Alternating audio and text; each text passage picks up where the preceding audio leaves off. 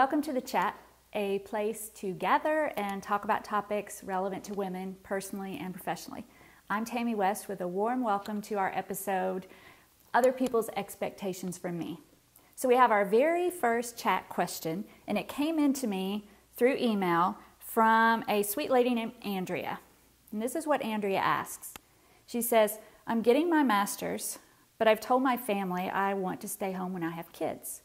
They give me a hard time about getting an education if I'm just going to stay home with the kids.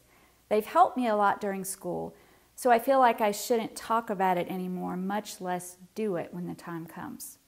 I'm confused and I don't know what to do. So Andrea, thank you so much for your question, especially this very first question. One thing that comes to mind, and I just say this sometimes because it bothers me so much when people try to put their expectations on me, is just to say, shut your pie hole and let me live my own life. So that could be one of your options that you probably shouldn't try. But I really want to empathize with you first. On one of the webinars, the first one we did on identity, I talked about a little bit about the mental hospital. Now I realize you all that I'm not going to talk about that every single time, but it really was an important part of my life. And one of the things, I'm just going to read this to you, okay? So when they admitted me, and they interviewed me, and they interviewed my family, and this is one of the things that they said. She states she wants the new teaching job very badly, but just can't get started. She's suffering major anxiety attacks with shortness of breath and heart palpitations. She feels very anxious about leaving her children ages 3, 5, and 7. Husband is a police officer and is willing to help the children in any way and is very supportive. So, the way that I'm empathizing with you is, I went to school, right? I was getting, this didn't say that, but I was getting my master's. I got certified to teach. So I was in school. My family helped with my children. We spent all this money. I didn't work like a full-time job. And so when the time came to teach, even though it says, oh yeah, everybody's very supportive, I didn't really come out and say, look, I'm not ready to leave my children except to that person in that counselor's office. I didn't really say it to anybody else. So I had all these expectations on me. So I'm not saying that you're going to wind up in the mental hospital, but when you sent that question, and I thought, wow, how amazing is that that's the very first question I get, because it's so foundational. Our identity as mother and worker. So I thought of a few things that I wanted to propose to you. And listen, if you're not a mom, or you're a mom and you work, or you don't work and you feel really good about what you're doing, please don't tune out.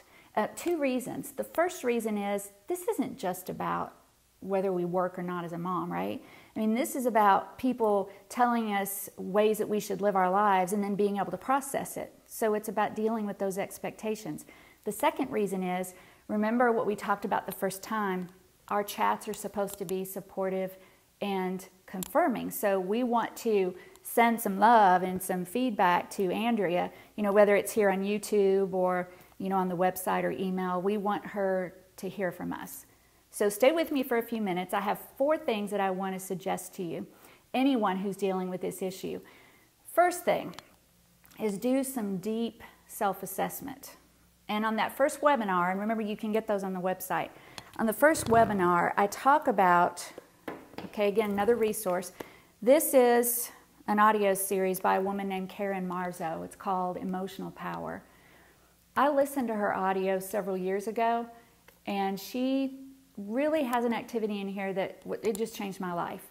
I'm not going to go through it now, but the basic is it's an activity to help you assess what you believe in, what's important to you, and to then take that and apply it to your life. You've got to figure that out. It may be that your belief system and your identity is based on your religion or how you were raised, but I really believe that we have to start there, okay? Who am I? What do I believe in? So please start there. The second thing then after you've done that is, and this sounds weird for me to even say, especially since I told you to tell them to shut your pie hole, but listen to what they have to say. And I wrote some things down. And when I say listen to what they have to say, we have to make sure at least anytime someone is putting expectations on us that we at least hear what they're saying and process it and see if there's anything about it that's valid. So I wrote down some mental questions when I'm in this situation. Sometimes I ask myself, okay, for one thing, I know you said that they've helped you a lot. So does that mean they have a say in what you do?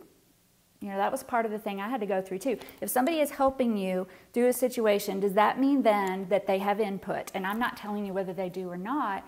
Anyone who's dealing with this has to figure that out for themselves. The second one is, do you believe school is a waste of time if you're going to stay home with your kids?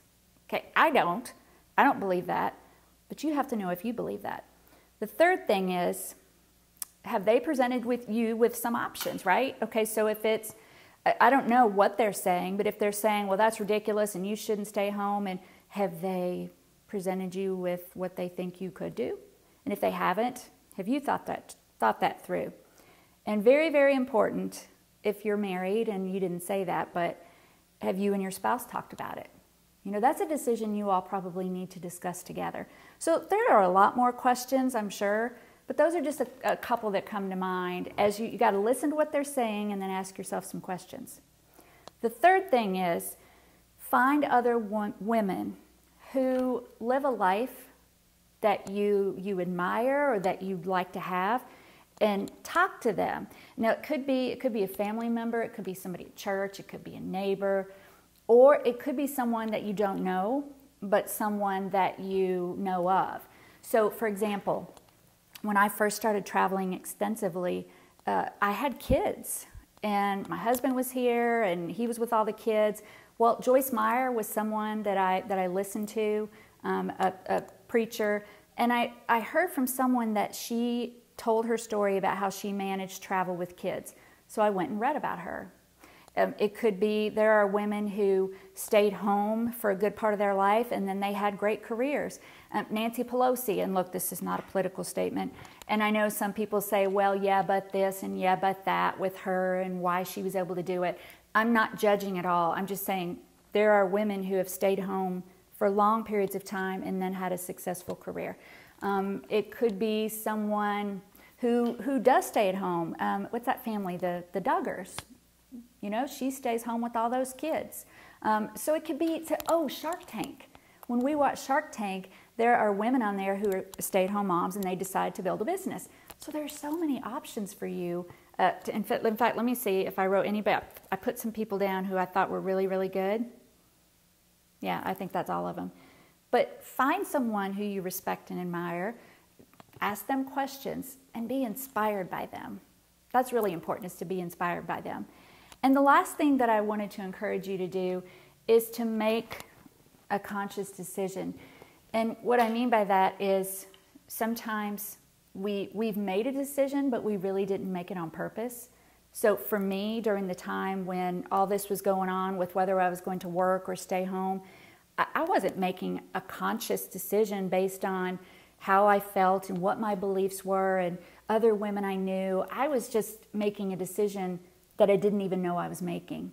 So you said earlier that you didn't know what to do, which indicates you got to do something. And of course, the decision may not need to come later, but make a decision.